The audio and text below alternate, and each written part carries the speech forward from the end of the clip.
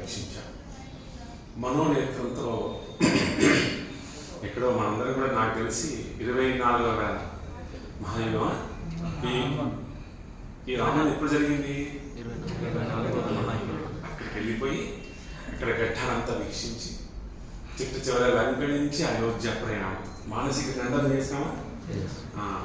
అందరూ వాళ్ళతో పాటు మనం ఆ పుష్పకాన్ని ఎక్కి అంత చక్కగా ప్రయాణం చేస్తూ అనేకమైనటువంటి ప్రాంతాలను దర్శిస్తూ చిట్ట చివరిగా మనం నందిగ్రామంకి వచ్చి అక్కడ భరతుడి యొక్క వైభవం, నిజానికి పట్టాభిషేకంలో రాముల వారి యొక్క వైభవం కంటే కూడా భరతుడి వైభవం ఎక్కువ అంటారు పెద్దవాళ్ళు. ఎందుకంటే భరతుడి యొక్క గొప్పతనాన్ని ఆవిష్కరించేసి అలాంటి ఒక చక్కటి ఘట్టాన్ని అందరికీ చక్కగా వీక్షించాం.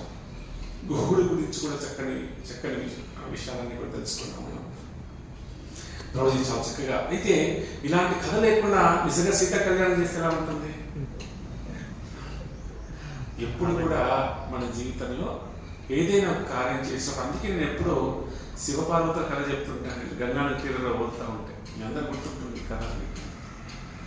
చేసేటువంటి కార్యము దాని యొక్క లోతుని, దాని యొక్క తత్వాన్ని తెలుసుకొని చేయటం వల్ల ఆ యొక్క భావన మనకు పొందే అవకాశం ఉంటుంది. లేదంటే ఎలా ఉంటుంది?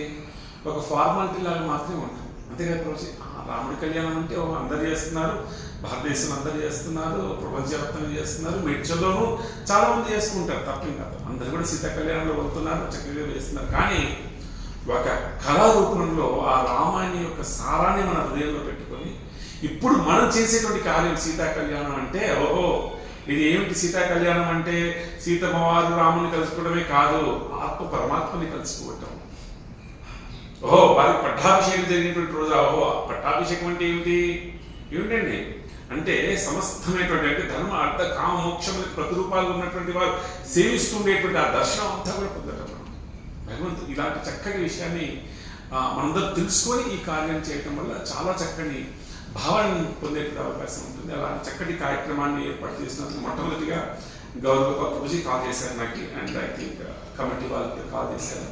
చేసి ప్రభుజీ అంటే నేను చెప్పడం కంటే కూడా రామాయణాన్ని మా సోదరులు ఆయన బాగా చెప్పగలరు అని చెప్పేశారు. ఎందుకంటే వారి ట్రైనింగ్ గురుకులం, మనదేమో నాస్తికం నుంచి వచ్చినటువంటి భావజాలం. వారు చిన్నప్పటి నుంచే గురుకులంలో అభ్యాసం ఉంది. కానీ స్టార్టింగ్లో నాకు కొంచెం భయం ఉండేది ప్రభుజీతో. ఎందుకంటే మేము స్టార్టింగ్లో భగవద్గీత క్లాస్ వచ్చినప్పుడు నేనే పోయేవాడిని.